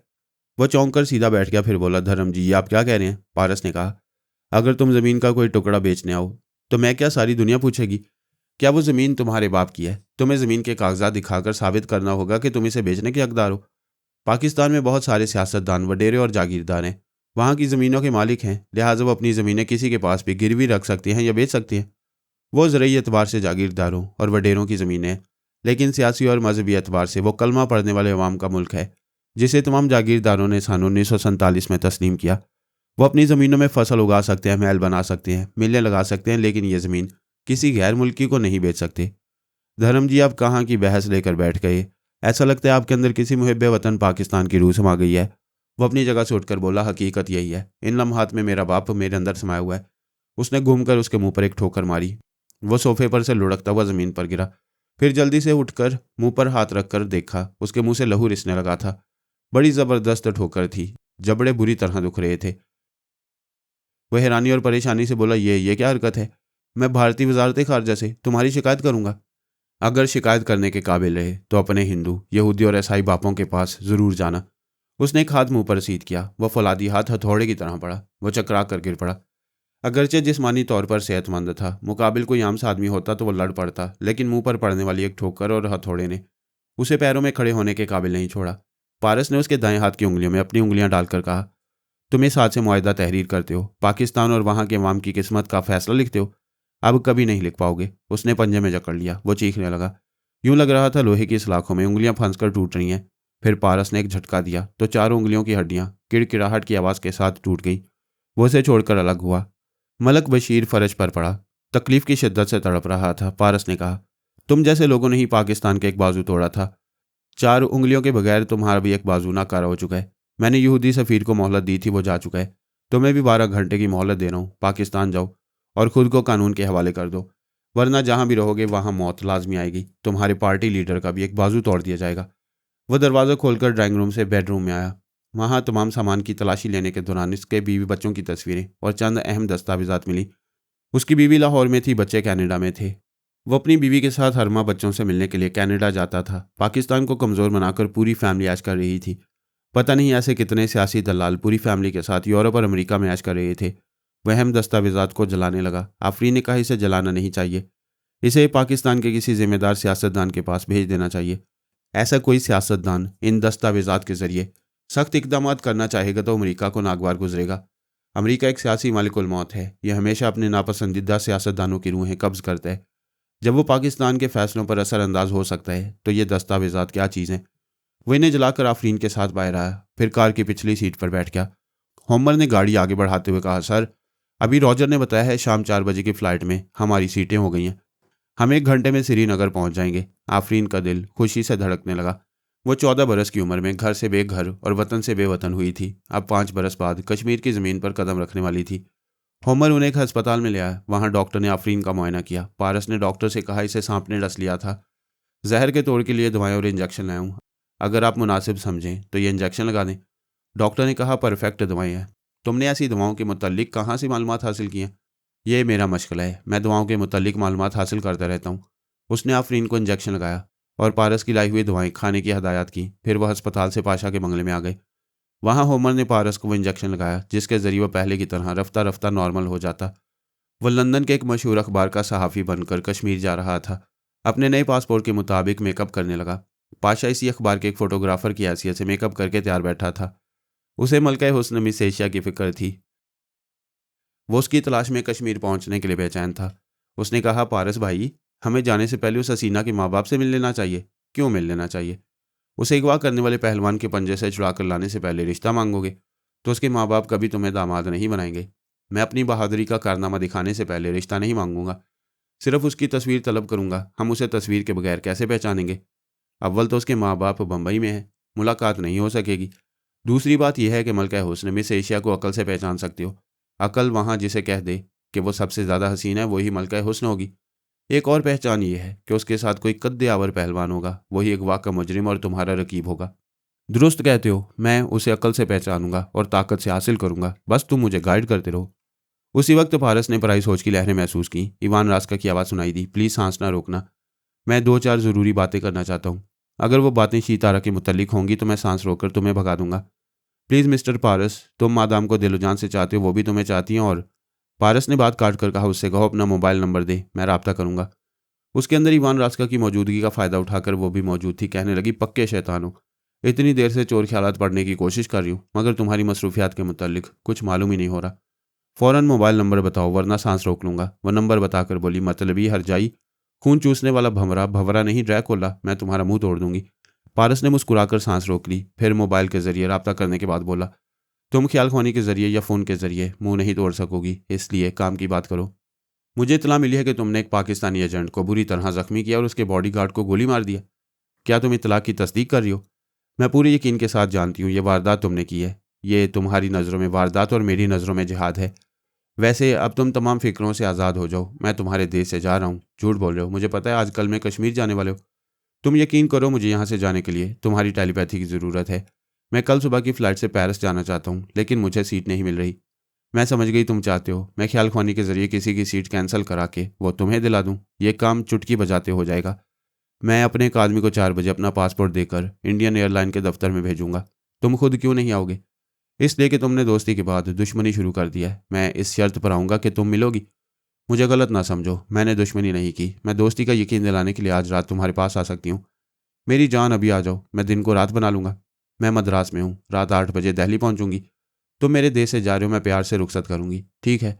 मैं अपने आदमी के हाथ पासपोर्ट भेज रहा हूँ और रात के 8 बजे तुमसे एयरपोर्ट पर मिलूंगा। उसने फ़ोन बंद कर दिया। पाशा ने कहा, पारस भाई, ये अच्छी बात नहीं है। तुम कल सुबह पेरिस नहीं जाओगे मेरे साथ, अभी कश्मीर जाओगे। मैं अभी तुम्हारे साथ जाऊँगा। और अभी जो फ़ोन पर कह रहे थे? पारस ने कहा, शीतारा को यकीन था कि मैं आज कल में कश्मीर जा रहा हूँ। वो यहाँ के तमाम रास्तों की नाकाबंदी करा सकती थी।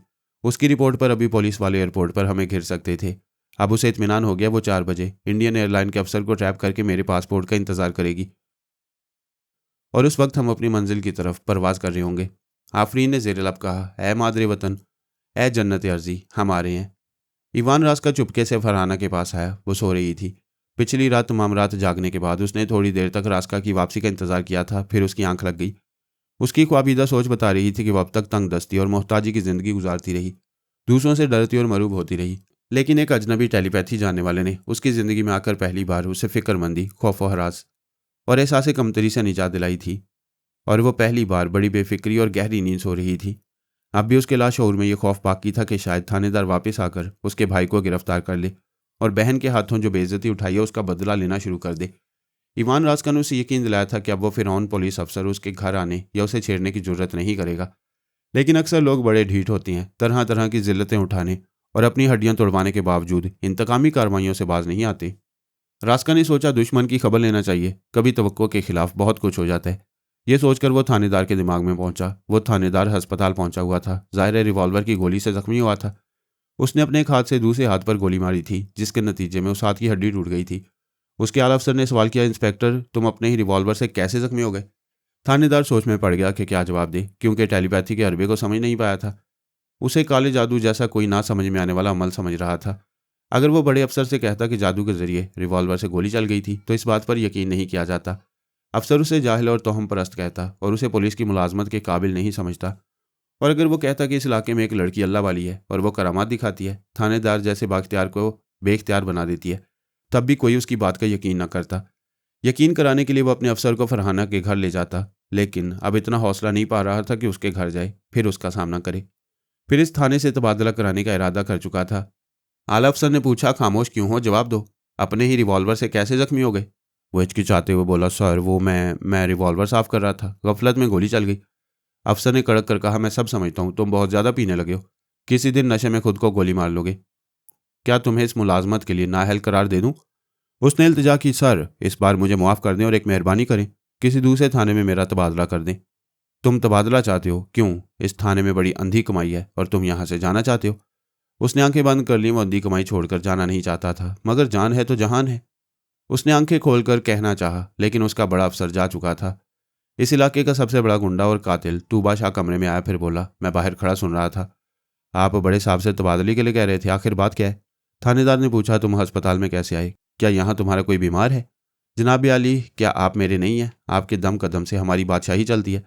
जैसे ही पता चला कि आपको किसी ने गोली मार दी है, मैं मुंह का लुकमा छोड़कर आपके पास दौड़ता हुआ आया हूँ। वो कौन माइका लाल है जिसने आप पर गोली चलाई है? आप उसका नाम पता बताएं, मैं उसकी बोटी बोटी कर दूंगा। डीआईजी साहब ने भी यही सवाल किया था, मगर मैंने झूठ कह दिया कि गोली मेरे ही हाथ से चल गई थी, जबकि ये झूठ भी है और सच भी है। इसका मतलब क्या हुआ जनाब कि ये झूठ भी है और सच भी है? मैं सच कहूँगा तो किसी को यकीन नहीं आएगा, मगर तुम यकीन करो या ना करो, सच यह है कि वो लड़की अल्लाह वाली है। कौन लड़की? यहाँ ऐसी कौन अल्लाह वाली है? मैं सब अल्लाह वालियों को जानता हूँ। उसे गाली ना दो, उसने सुन लिया तो तुम्हारी शामत आ जाएगी। वो बहुत खतरनाक बन गई है। आखिर वो है कौन जिससे आप जैसा ज़बरदस्त थानेदार डरने लगा है? वो तुम्हारे दोस्त शेरू की बहन है, उसका नाम फरहाना है। वो पिछली रात के तमाम वाक़यात तूबा शाह को सुनाने लगा। वो सुनने के बाद हैरानी से बोला, जनाब कोई और कहता तो मैं कभी यकीन न करता। इस हाथ की टूटी हुई हड्डी बता रही है कि ऐसा हुआ है। फिर कोई मर्द एक लड़की से तमाचा नहीं खाता, जबकि आप इसका इकरार कर रहे हैं। सिर्फ इतना ही नहीं, वो मेरे 15,000 रुपये भी ले गई है। मेरी इतनी ज़रूरत नहीं है कि वो रकम वापस ले सकूं। क्या आप उसे एक लड़की के खौफ से तबादला चाहती हैं? क्या हम उसे ठिकाने नहीं लगा सकते? तुम उसकी पुरस्रार कुव्वतों के मुतल्लिक सुनने के बाद भी हौसला रखते हो तो जाओ उसे ठिकाने लगा दो। मेरा ख्याल है आप उसके रूबरू थे, वो आपको दुश्मन समझती थी, इसलिए आप पर किसी तरह का जादुई अमल करती थी। अगर मैं उसके सामने ना जाऊं और छुपकर हमला करूं तो वो मेरे हाथों से नहीं बचेगी। मैं जा रहा हूं और अभी उसका काम तमाम करके वापस आऊँगा, फिर आपको यह थाना छोड़कर जाने की ज़रूरत नहीं होगी। वो तेज़ी से चलता हुआ अस्पताल से बाहर आया, फिर अपने घर पहुंचा। पहली शाम वहां के एक सियासतदान को कत्ल कराने और खुफिया दस्तावेजात मकतूल के घर से लाने के लिए तूबा शाह को 50,000 रुपये दिए थे, जिसमें से तूबा ने 2,000 शेरू को और 2,000 शीदे को दिए थे। 1,000 खुद खर्च किए थे, बाकी 45,000 अपने संदूक में रखे थे। उसने वो 45,000 एक बड़े से रुमाल में लपेटे, एक चाकू जेब में रखा, फिर फरहाना के घर की तरफ चल पड़ा। वो अपने आप में नहीं था, वरना इतनी बड़ी रकम लेकर ऐसे वक्त ना निकलता जब किसी को कत्ल करने का इरादा हो। उसने दरवाजे पर आकर दस्तक दी। दूसरी दस्तक पर फरहाना की माँ ने दरवाज़ा खोला। फिर तूबा शाह को देखकर बोली, तूने मेरे बेटे को आवारा बदमाश बना दिया। कल थानेदार उसे कत्ल के इल्ज़ाम में पकड़ के ले गया। पता नहीं मेरी बेटी उसे कैसे रिहाई दिला कर ले आई है। मैं तो उससे इल्तिजा करती हूँ, मेरे बेटे का पीछा छोड़ दो। अंदर से शेरू की आवाज़ आई, अम्मी कौन आया है? वो आंगन में दरवाजे की तरफ आया। फिर तूबा शाह को देखते ही चौंक कर बोला, पहलवान जी आप हैं, अंदर आए। मैं खुद आपके पास आने वाला था। थानेदार हमें पकड़ कर ले गया था। वो आपसे रकम भी लेता है और हमें। तूबा शाह ने बात काट कर कहा, मुझे सारी बातें मालूम हो गई हैं। मैं तेरी बहन से मिलने आया हूँ। वो तो सो रही है। आपको उससे क्या काम है? मुझसे बात करें। उसने रुमाल खोलकर रकम दिखाई। फिर वह रकम उसकी माँ के हाथ पर रखते हुए कहा, जब वो थानेदार से रकम वसूल कर सकती है तो मुझसे भी वसूल करने आएगी। उससे पहले ही मैं ये 45,000 रुपये दे रहा हूँ और ये चाकू इस दरवाजे पर छोड़कर जा रहा हूँ। एक नियाम में 2 तलवारें, एक मुल्क में 2 बादशाह और एक मोहल्ले में 2 गुंडे नहीं रह सकते। वो पलट कर जाने लगा। उसी वक्त रास्का ने उसके दिमाग को जरा ढील दी। वो चलते चलते ठिठक गया। गली के लोग दूर खड़े उसे देख रहे थे। वो फिर पलटा और फरहाना के घर की तरफ देखकर सोचने लगा, मैं इस लड़की का मजाज दुरुस्त करने आया था, लेकिन इतनी बड़ी रकम इसकी माँ को देकर जा रहा हूँ। क्या मैं पागल हो गया हूँ? और वो चाकू जिससे सारा मोहल्ला डरता है, उसे इसकी चौखट पर छोड़ाया हूँ।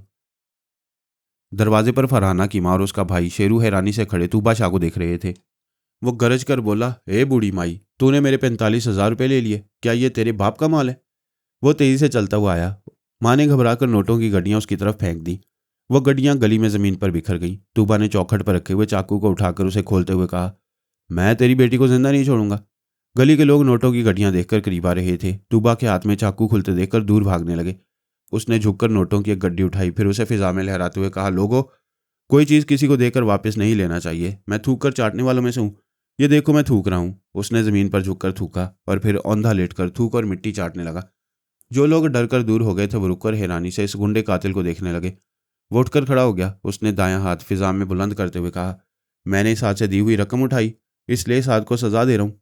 उसने बाएं हाथ में पकड़े हुए चाकू की नोक दाएं बाजू में पेवस्त कर दी। फिर बाजू के गोश्त को दूर तक चीर डाला। औरतें ये नज़ारा देखकर चीख पड़ी। वो गली में पड़े हुए रुपए उठा उठाकर फरहाना की माँ के कदमों में फेंक रहा था और कहके लगा रहा था। उसके बाजू से खून उबल रहा था, लिबास सुर्ख हो रहा था। वह तमाम रकम मकान के अंदर फेंकने के बाद बोला, मैं तौबा करता हूँ, अब इधर नहीं आऊँगा। वह फिर पलट कर जाने लगा। रास्का ने उसके दिमाग को ढील दी। तब वो बाजू की तकलीफ महसूस करने लगा। बाजू का गोश्त कटकर बाहर की तरफ उलट गया था। उसने सहम कर गोश्त की सुरख बोटियों को देखा। फिर इनकार में सारे लाते हुए बोला, नहीं नहीं, मैं तौबा करता हूँ, कान पकड़ता हूँ, इधर कभी नहीं आऊँगा। मैं इलाका छोड़कर जा रहा हूँ। वह दौड़ता हुआ गिरता पड़ता वहां से चला गया। गली की औरतों और मर्दों ने फरहाना की माँ से पूछा, यह किस्सा क्या है? क्या ये पागल हो गया? इसने तुम लोगों को इतनी रकम क्यों दी है? माँ ने कहा, मेरे पास तुम लोगों के किसी सवाल का जवाब नहीं, जाओ अपना अपना काम करो। उसने दरवाज़ा बंद कर लिया। शेरू ने फर्श पर पड़ी हुई गड्डियाँ उठाकर कहा, अम्मी, कल से हमारे साथ अजीबोगरीब तमाशे हो रहे हैं। फरहाना ने थानेदार को अपना बाजू तोड़ने पर मजबूर किया था। अभी तूबा यहाँ से अपना बाजू जख्मी करके गया है। क्या तुम समझ रही हो कि ये सब क्या हो रहा है? बेटे, मैं हैरान हूँ कि ये क्या हो रहा है। अक्ल साथ नहीं दे रही। इतना ही समझ में आता है कि हमें अल्लाह ताला की तरफ से क्या भी मदद मिल रही है। बूढ़ा बाप चारपाई पर बैठा होता उसने कहा, यही बात है। मेरी बेटी यहाँ से पारसा गई थी और थाने से पारसा वापस आई। इस वक्त अपने कमरे में आराम से सो रही है। और इस इलाके का सबसे बड़ा गुंडा इस चौखट पर अपना थूका चाट कर और खुद अपने हाथों से जख्मी होकर पलटा है। मेरी बेटी पर किसी का सहाय है, उसे अब कोई नुकसान नहीं पहुंच सकेगा। शेरू ने कहा, मैं छोटी बड़ी रकम चुराता आया हूँ। अभी मेरे हाथों में फरहाना के ये हज़ारों रुपए हैं। मेरी जरूरत नहीं हो रही कि इसमें से एक नोट भी निकाल कर अपने पास छुपा लूँ। मेरी बेटी बड़ी नेक बख्त है। जाओ ये रुपए रख दो। वो सोकर उठेगी तो उसे दे देना। इवान रास्का को आबिदा महबूबा के पास आया। उसकी खातिर बाहर हंगामे होते रहे और उसे खबर ना हुई। वो अपने मुहाफिज की निगरानी में नींद के मजे ले रही थी। वो कहने लगा, जब तुम आंखें खोलोगी तो तूबा शाह जैसे कातिल का हाल मालूम होने के बाद तुम्हारा हौसला बढ़ेगा। फिर तुम किसी से खौफजदा नहीं हुआ करोगी। उसकी ख्वाबिदा सोच ने कहा, मेरे मेहरबान, पता नहीं मुझसे कब कैसी नेकी हो गई जिसके नाम में अल्लाह ताला ने तुम्हें मेरे पास भेज दिया। मैं दुनिया की सबसे खुश नसीब लड़की हूँ। अब तुम इस छोटे से मकान में नहीं रहोगी, किसी आलीशान महल में रहा करोगी, कीमती एयर कंडीशन कारों में बैठा करोगी। तुम आज ही से कोई आलीशान महल पसंद करो और उसे हर कीमत पर खरीद लो। तुम्हारे पास करोड़ों रुपए पहुंचते रहा करेंगे। फिलहाल आराम से सोती रहो, मैं थोड़ी देर बाद आऊँगा। वो फिर तूबा शाह के पास पहुंचा। वो भी थानेदार की तरह अस्पताल पहुंच गया था। उसके बाजू की मरहम पट्टी हो रही थी। उसने उसके जहन से सियासतदान मुकद्दर अली का फ़ोन नंबर मालूम किया। फिर डॉक्टर के जरिए वो नंबर डायल कराए। थोड़ी देर बाद रब्ता हुआ। किसी मर्द की आवाज़ सुनाई दी। डॉक्टर ने पूछा, क्या मिस्टर मुकद्दर अली हैं? जी हाँ, मगर आप कौन है? रास्का डॉक्टर से रिसीवर रखवा कर दूसरी तरफ बोलने वाले के अंदर पहुंच गया। वो मुकद्दर अली का सेक्रेटरी था। उसके चोर ख्यालात ने बताया कि मुकद्दर अली ने इलेक्शन लड़ने के लिए अपनी कुछ ज़मीनें बेच दी हैं उन ज़मीनों के 50 लाख रुपए नकद उसके पास हैं। ये रकम वो अपने बेडरूम में रखता है। वह फिर फरहाना के पास आया, उसके ख्वाबीदा दिमाग से बोला, तुम्हें तुम्हारी तवक्को से ज़्यादा दौलत मिलती रहेगी। वादा करो कि खुशी से पागल नहीं होगी। ख्वाबीदा सोच ने कहा, मैं वादा करती हूँ, होश हवास में रहूंगी और अपने जज्बात को काबू में रखूंगी। तुम्हें एक शख्स से 50 लाख रुपए मिलने वाले हैं। तुम बताओ कि वो शख्स ये रकम लेकर कहाँ आए। वाकई मैं कभी इतनी बड़ी रकम का तसव्वुर भी नहीं कर सकती थी। क्या वो मेरे दरवाजे पर रकम पहुंच जाएगा? पहुंचा सकता है, लेकिन वो बहुत बड़ा लीडर है, उसे मोहल्ले वाले पहचान लेंगे। वो लीडर दिमागी तौर पर गायब रह कर आएगा। बाद में मोहल्ले वालों से उसे मालूम हो जाएगा कि वो ब्रीफकेस लेकर तुम्हारे दरवाजे पर आया था। तो फिर उसे लाल पुल के करीब ले आओ, वहाँ मेरा भाई उससे ब्रीफकेस ले लेगा। ईवान राज का उसके भाई शेरू के अंदर आया, फिर उसे चारपाई से उठाकर बहन के कमरे के अंदर ले गया। उसने बहन को गहरी नींद में देखा। राज का उसकी जुबान से बोला, भाई मैं जो कह रही हूँ उस पर अमल करो। आधे घंटे बाद लाल पुल से 100 गज के फासले पर सड़क के किनारे जाकर इंतजार करो। एक शख्स कार में आएगा और तुम्हें एक ब्रीफकेस देकर चला जाएगा। तुम उस ब्रीफकेस के सिलसिले में किसी से कुछ नहीं बोलोगे, उसे यहाँ ले आओगे। अब जाओ। शेरू को यकीन हो गया था कि बहन अल्लाह वाली है। उसने सवाल नहीं किया, हुक्म की तामील के लिए चला गया। रास्का के लिए अगला मरहला ज़्यादा मुश्किल नहीं था। उसने सेक्रेटरी के जरिए मुकद्दर अली के दिमाग में पहुंचकर कब्जा जमाया। मुकद्दर अली ब्रीफकेस उठाकर कोठी से बाहर आया और कार में बैठ गया। वो मुसल्ला गार्ड के साथ बाहर निकलता था, लेकिन उसने गार्ड को साथ आने से रोक दिया। तनहा ड्राइव करता हुआ लाल पुल से 100 गज आगे पहुंचा, फिर वहां कार रोक दी। कार के पास सड़क के किनारे एक जवान खड़ा हुआ था। रास्का ने मुकद्दर अली की जुबान से पूछा, तुम्हारा नाम क्या है? वो बोला, मेरा नाम शेरू है। क्या तुम ब्रीफकेस लाए हो? मुकद्दर अली ने पास वाली सीट पर रखा हुआ ब्रीफकेस उठाकर उसे देते हुए कहा, यह भूल जाओ कि मुझ जैसे बड़े सियासतदान ने यह ब्रीफकेस दिया था। कभी मैं इसके मुतल्लिक पूछूं तो साफ इनकार कर देना कि तुमने मुझसे कुछ लिया था या मुझे देखा था। उसने कार स्टार्ट की, उसे वापसी के रास्ते पर मोड़ा, फिर ड्राइव करता हुआ अपनी कोठी के अहाते में पहुंच गया। कार से उतरकर कोठी के अंदर आया, फिर अपने बेडरूम में पहुंचकर कुर्सी पर बैठा। तब रास्का ने उसे आज़ाद कर दिया। वो चौंक कर सोचने लगा, अभी वो किस हालत में था? सो रहा था या जाग रहा था? गाफिल कैसे हो गया? उसकी समझ में नहीं आया। उसे ये याद नहीं आया कि वो ब्रीफकेस लेकर कहीं गया था और खाली हाथ वापस आया था। रास्का ने फरहाना के पास आकर बोला, अब आंखें खोलो, तुम्हारी नई जिंदगी की सुबह हो चुकी है। उसने आंखें खोल दी। एक भरपूर अंगड़ाई लेने के बाद उठकर बैठ के उसने पूछा, हेलो, कैसी हो? वो मुस्कुराकर बोली, बहुत अच्छा लग रहा है, खुद को हल्की फुल्की महसूस कर रही हूँ। मैंने तुम्हें ख्वाब में देखा था, मगर तुम्हारा चेहरा वाज़ेह नहीं था। तुम किसी ब्रीफकेस के मुतल्लिक कह रहे थे। हाँ, वो 50 लाख रुपए से भरा हुआ ब्रीफकेस तुम्हारे कमरे में रखा हुआ है। तूबा शाह तुम्हारी माँ को 45,000 देकर इस इलाके से हमेशा के लिए चला गया है। आइंदा तुम किसी से खौफजदा नहीं रहोगी। जब तक कोई आलीशान महल ना खरीदो, तब तक कोई शानदार कोठी किराए पर हासिल करके रहो। बेहतरीन कार खरीदो और ज़िंदगी गुजारने का ढंग बदल लो। वो दोनों हाथ अपने सीने पर रखकर बोली, मेरे अजनबी आशिक, तुम मेरे लिए जो कर रहे हो वो फरहाद भी अपनी शीरीं के लिए ना कर सका। नामुराद रहकर दुनिया से चला गया। शायद मैं भी उसकी तरह दूध की नहर लाते लाते दुनिया से चला जाऊं। खुदा के लिए ऐसी बातें ना करो। अब तो मैं तुम्हारे बगैर अधूरी रहूंगी। मैं नहीं जानती तुम कौन और कैसे हो। जैसे भी हो, मैंने तुम्हें अपने जिस्म जान का मालिक बना लिया। प्लीज़ अपने मुतल्लिक बताओ। मेरा नाम ईवान रास्का है, मैं एसआई हूँ। ये तुम्हें मालूम हो चुका है कि मैं टेलीपैथी जानता हूँ। क्या तुम वाकई एसआई हो? हाँ, क्या तुम्हें एतराज़ है? एतराज़ नहीं है, मगर मैं तज़ब्ज़ुब में पड़ गई हूँ, क्योंकि मैं मुसलमान हूँ। इससे क्या फ़र्क पड़ता है? यूरोप और अमेरिका में मुसलमान औरतें ईसाई मर्दों से और ईसाई औरतें मुसलमान मर्दों से शादी करती हैं, करती होंगी। उनकी अपनी मजबूरियाँ होंगी, या उनका मजहबी अकीदा कमज़ोर होगा। मैं ना तो कमज़ोर हूँ और ना मजबूर। मैं तुमसे दोस्ती कर सकती हूँ, तुम पर जान दे सकती हूँ, मगर तुम्हें कभी जीवन साथी नहीं बना सकूंगी। तुम जान देने की हद तक दोस्ती करोगी, यही मेरे लिए बहुत है, क्योंकि मैं जैसी ज़िंदगी गुजार रहा हूँ वैसी ज़िंदगी में दुनिया की किसी लड़की को शरीके हयात नहीं बना सकूंगा। ऐसी क्या बात है? तुम कैसी ज़िंदगी गुजार रहे हो? मैं एक कैदी हूँ। एक आलीशान महल की 4 दीवारी में कैद रहता हूँ। महल के अंदर और बाहर इतना सख्त पैरा है कि एक चूंटी भी फर्श पर रेंगती हुई आए तो खतरे का अलार्म बजने लगता है। ओ खुदाया, मुझे यकीन नहीं आ रहा कि मेरे लिए खुशकिस्मती के दरवाजे खोलने वाला एक मजबूर कैदी है। वह तफसील से बताने लगा कि किस तरह बरसों पहले रूसियों के हत्थे चढ़ गया था और अब तक उनकी कैद में है। उसके पास जो टेलीपैथिक इल्म है वो दूसरों के काम आता है, अपने काम नहीं आता। वो बोली, तुमने मुझे बेहद व बेहिसाब मुसरतें देकर बुरी तरह उदास कर दिया।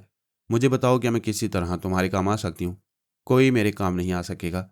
पंछी कफ्स में रहे तो रफ्ता रफ्ता कफ्स का आदी हो जाता है। मैं भी हौसला हार कर बैठा हुआ था, ऐसे में तुम मेरी नज़रों में आ गई, नज़रों से दिल में समा गई। अब ये ख्वाहिश तड़पा रही है कि तमाम जंजीरें तोड़कर तुम्हारे पास चलाऊं। तुम मर्द हो, हौसला कायम रखो, जंजीरें टूट जाएंगी। अब मैं दिन रात खुदा से तुम्हारी रिहाई के लिए दुआएं मांगती रहूंगी। फरहाना, यहाँ फ़ोन की घंटी बज रही है, मुझे दिमागी तौर पर हाजिर रहना पड़ेगा। फुर्सत मिलते ही फिर आऊँगा, गुड बाय। वो अपनी जगह पर हाजिर हो गया। फ़ोन की घंटी उसे पुकार रही थी। उसने रिसीवर उठाकर कहा, हेलो। दूसरी तरफ से फौज के आला अफसर ने कहा, हेलो रास्का, मैं जनरल बोल रहा हूँ, कैसे हो? ऐसे ही हूँ जैसे एक परिंदा अपने पिंजरे में रहता है और खुली फिजा में उड़ने के लिए फड़फड़ाता रहता है। तुम एक मुद्दत के बाद आज़ादी से उड़ने की ख्वाहिश बयान कर रहे हो। अचानक ये तहरीक क्यों पैदा हो रही है? ये तहरीक इंसानी फितरत के ऐन मुताबिक है। मैं भी इंसान हूँ। क्या आप हजरात मुझे थोड़ी आज़ादी नहीं देंगे? अब से 2 बरस पहले तुमने आज़ादी का मुतालबा किया था। हमने तुम्हारा ब्रेन वॉश किया और तुम्हारे अंदर से आज़ादी की ख्वाहिश मिटा दी। क्या फिर तुम्हारा ब्रेन वॉश किया जाएगा? ब्रेन वॉश करने का मतलब होता कि वो पिछली तमाम बातें और तमाम जज्बे भूल जाता, अपनी फरहाना को भी भूल जाता, और अब वो उसे भुलाकर जीना नहीं चाहता था। अब इस कैदी की ज़िंदगी फरहाना के तस्वुर ही से रोशन रहती थी। उसने कहा, मैं बार बार ब्रेन वॉशिंग की तकालीफ बर्दाश्त नहीं करूँगा। तुम लोग बड़ा जुल्म करते हो, बिजली के झटके पहुँचाकर तौबा करने पर मजबूर करते हो। मुझे आज़ादी मंजूर नहीं है। मैं तुम लोगों का गुलाम हूँ, हुक्म करें आका। जनरल ने हंसते हुए कहा, शाबाश, इसी फर्मा बरदारी ने तुम्हें जिंदा रखा है। अब एक काम की बात सुनो। पेरिस में हमारे एक जासूस ने एक ऐसे तालिब इल्म से दोस्ती की है जो बाबा साहब के दायरे में तालीम हासिल कर रहे हैं। तुम अपना टीवी ऑन करो और उसे महल के रिकॉर्डिंग रूम से मुंसलिक करो। तुम हमारे जासूस को स्क्रीन पर देख सकोगे। उसने रिसीवर रखकर हदायत पर अमल करते हुए टीवी को ऑन किया और फिर सोफे पर आकर रिसीवर उठाकर बोला, यस सर, टीवी ऑन है, आप जासूस को पेश करें। थोड़ी देर बाद स्क्रीन पर एक शख्स नजर आया। वो बोल रहा था, रास्का। उसकी आवाज़ और लहजे को गिरफ्त में ले रहा था और स्क्रीन पर नजर आने वाली आंखों में झांक रहा था। फिर वो उसके अंदर पहुंच गया। इस जासूस ने उसे महसूस नहीं किया।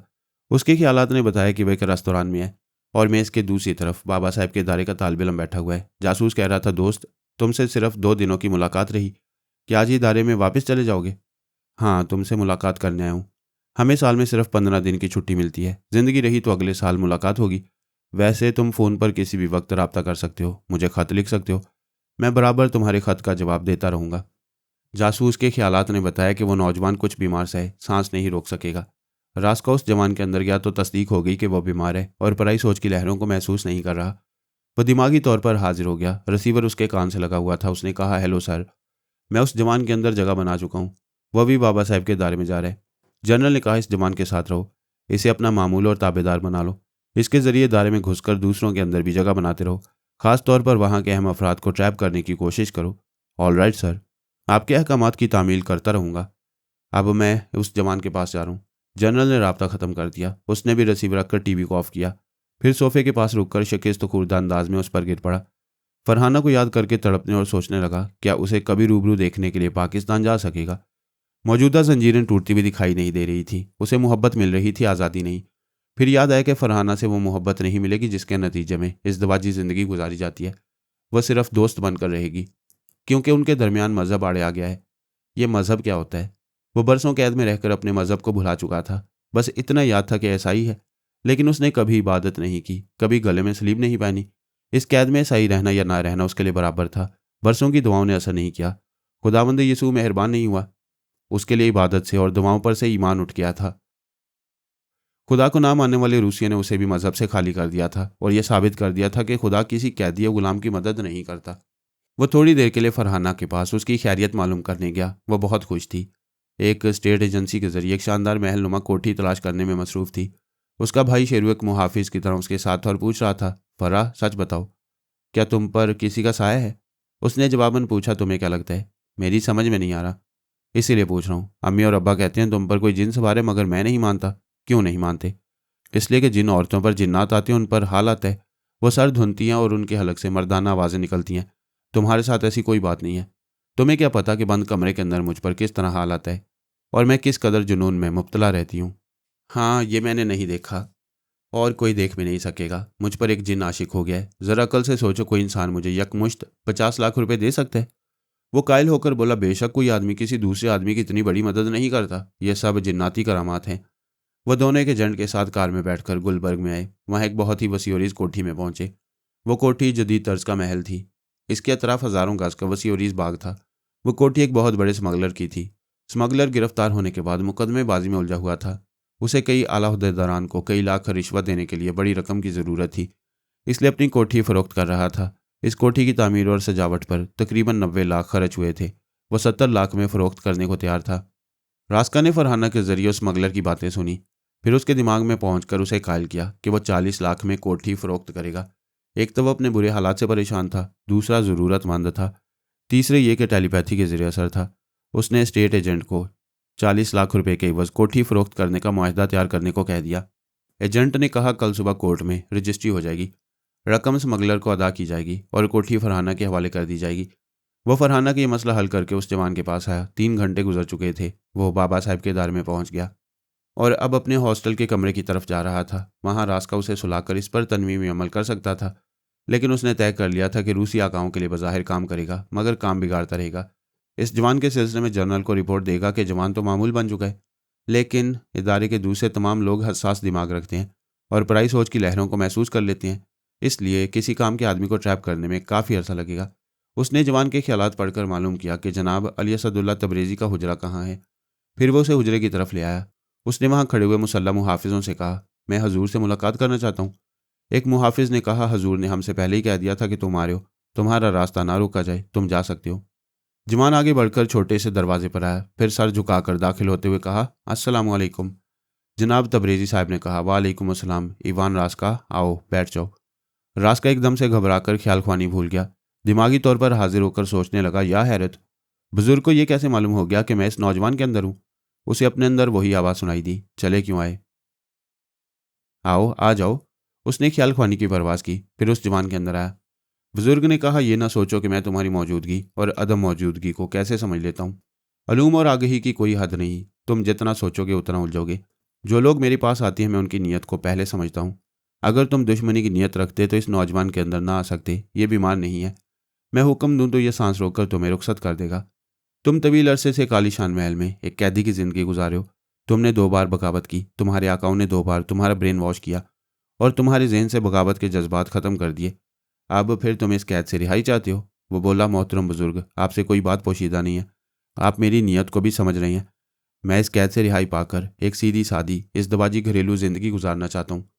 बंदा बहुत कुछ चाहता है, ये नहीं जानता कि अल्लाह क्या चाहता है, और कोई जान भी नहीं सकता। वैसे मकासिद नेक रहें तो मुकद्दर बनता जाता है। दूसरों से नेकियां करते रहो और ये ईमान रखो कि नेकियां कभी ज़ाया नहीं जाती, ये फल देती हैं, ख्वाह देर से दें। खुदा पहले सब्र आजमाता है, नेकी और रास्ती पर पहले बंदे की पुख्तगी देखता है, फिर इनाम देता है। तुम्हें भी इनाम मिलेगा, लेकिन अभी आजमाइशों से गुजरना है। मुस्तकिल मिजाजी से गुजरते रहो। मोहतरम बुजुर्ग, मैंने कैदी की ज़िंदगी गुजारने के दौरान मज़हब को यकसर भुला दिया, शायद इसलिए कि मुझे मज़हब ने, खुदा ने और दुआओं ने कैद से रिहाई नहीं दिलाई। ऐ बंदे, खुदा कैद और रिहाई नहीं देता, अमल की तौफीक देता है। गिरफ्तारी का अमल करोगे जंदा में जाओगे, रिहाई का अमल करोगे रिहाई पाओगे। तुम 2 मज़ाहिब के दरमियान हो, अपने आबा अजदाद की तहजीब और अकायद को अपनाए रखोगे तो ये तुम्हारा अपना अमल होगा, और मोहब्बत के साए में चलोगे तो दीन इस्लाम तक पहुँचोगे। मुझसे ये तवक्को ना रखो कि मैं तुम्हें दीन इस्लाम कबूल करने का मशवरा दूंगा, क्योंकि मशवरे कम अकल को दिए जाते हैं और मैं नहीं चाहूँगा कि कोई कम अकल मुसलमान हो। ये समझो कि तुम्हें फरहाना की तरफ किसी ने माइल किया या तुम खुद माइल हुए। जब आदमी दिल से कायल होता है तब खुद ब खुद माइल होता है। इस्लाम भी दिल का सौदा है। ये सौदा जब सर में समाए और दिल में धड़के तब इधर आना, वरना जहाँ हो वहीं भले हो। मेरे सर में इश्क का सौदा समाया है। फरहाना काफिर हो तो मैं काफिर, फरहाना मुसलमान रहे तो मैं मुसलमान। मोहतरम बुजुर्ग, हमने खुदा को नहीं देखा मगर उस माबूद को पैगंबरों के जरिए पहचाना और माना। औरत पैगंबर नहीं होती मगर प्याम्बर होती है। मोहब्बत का पैगाम देकर किसी को काफिर बनाती है, किसी को मुसलमान। फरहाना मुझे मुसलमान बना रही है और मैं बन रहा हूँ। वो एक ज़रा तवक्कुफ से बोला, मैं आपके सामने शायद ज़्यादा बोल रहा हूँ, अब नहीं बोलूँगा। बस आखिरी बात कहता हूँ, वो है तो मैं हूँ। मैं नहीं जानता आदमी काफिर से मुसलमान कैसे होता है, लेकिन मैं फरहाना के इश्क में अव्वल मुसलमान हूँ, आखिर मुसलमान हूँ। वो चुप हो गया। हुजरे में गहरी खामोशी छा गई। जनाब तबरेज़ी साहब चंद लम्हों तक सर झुकाए बैठे रहे। फिर उन्होंने कहा, अल्हम्दुलिल्लाह, जाओ गुसल करो, पाक हो जाओ, साफ सुथरा लिबास पहनो, फिर आओ, मैं कलमा पढ़ाऊँगा। वह दिमागी तौर पर अपनी जगह हाजिर हो गया।